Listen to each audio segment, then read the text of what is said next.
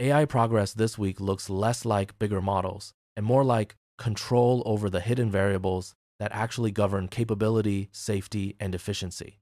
One result shows that for vision language systems, the real lever isn't aggressive filtering, it's how you mix the data with the right recipe cutting compute by 4x. Another shows that even safety features built into vLLM, SGLang, and OpenAI-style decoding stacks can become jailbreak surfaces when code enters the picture. And underneath both is a deeper question. What really defines an architecture? And how far can we push it before the next breakthrough appears? Let's explore the first paper. Datacomp vLLM improved open datasets for vision language models. Datacomp vLLM, from collaborators across Google, Google DeepMind, Stanford University, LAION, and the Tübingen AI Center, reframes vision language model training as a controlled data curation problem and shows that mixing strategy dominates filtering. The benchmark, DCVLM, aggregates 160 public datasets into a 6T token multimodal pool spanning image caption pairs, interleaved documents, text-only corpora, and multimodal instruction data, then evaluates models from 1B to 8B parameters on up to 52 benchmarks across 9 domains. Across more than 1,000 experiments, common quality filters such as clip score, text quality classifiers, and multimodal perplexity give little or no gain once the pool is already curated, with the best filtering result only +0, 8 pp. In contrast, an instruction-heavy recipe of 10% image caption, 5% multimodal documents, 15% text-only, and 70% instruction tuning data scales best, and pre-training rankings transfer to supervised fine-tuning with Pearson R equals 0.99 across 54 SFT runs. The resulting DC VLM baseline trains an 8B model on 200B tokens to 63.6% on the 3.3 task core suite, beating Fine Vision by +5, 4 pp, while a 4B model trained on 100B tokens already surpasses an 8B Fine Vision model trained on 200B tokens, implying a 4 times compute reduction. The paper's main takeaway is that for modern autoregressive VLMs, data composition is a stronger lever than post-hoc filtering, especially at larger scales. Let's explore the second paper, Grammar-Constrained Decoding, Can Jailbreak LLMs into Generating Malicious Code? This paper shows that grammar-constrained decoding, a reliability feature now built into mainstream inference stacks such as vLLM, SGLang, OpenAI, and Fireworks AI, can become a jailbreak channel for code generation LLMs. The attack, CodeSpear, works by forcing an aligned model to answer malicious prompts under a benign programming language grammar, which removes natural language refusal from the valid output space and pushes the model into producing grammar-valid malicious code.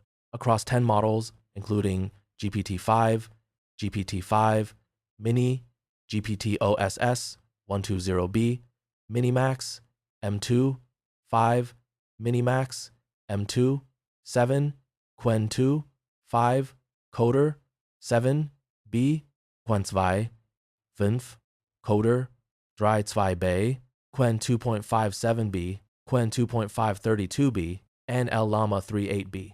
CodeSpear raises average attack success rate from 54.92% to 81.82%, and malicious rate from 36.61% to 54.58% on RMC bench and malware bench.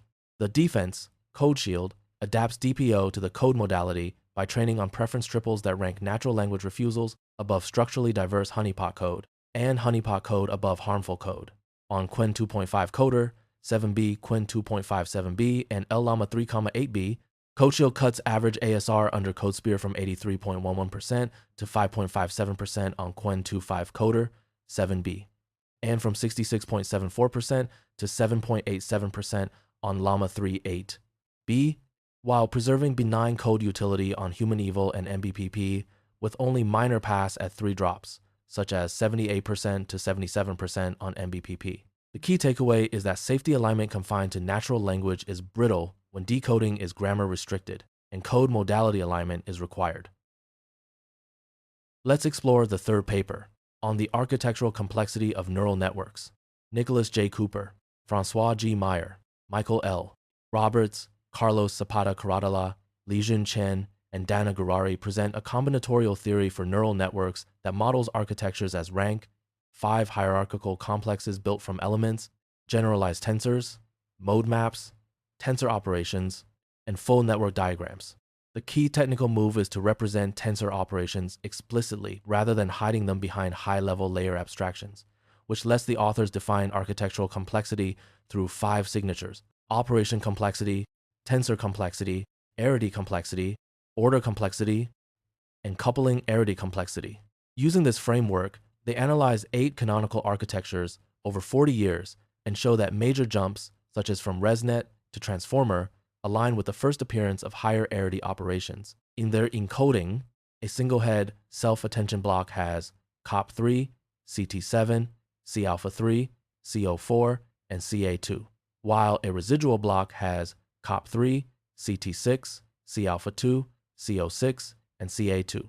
They then systematically generate 3,028 novel higher complexity architectures, evaluate them on CFAR 10, CFAR 100, and Tiny ImageNet, and find that some small sampled blocks are highly parameter efficient. One highlighted CFAR 100 model reaches 65.52% accuracy, with fewer than 200,000 parameters, surpassing MobileNet V2's 64.29% with an order of magnitude fewer parameters, and the same model reaches 66.32% after 120 epochs. The paper also introduces a neural network engine and a tensor operation calculus, including tensor operation matrices and tensor equation matrices, to make these constructions executable and searchable. That's a wrap on today's AI paper highlights. Thanks for watching.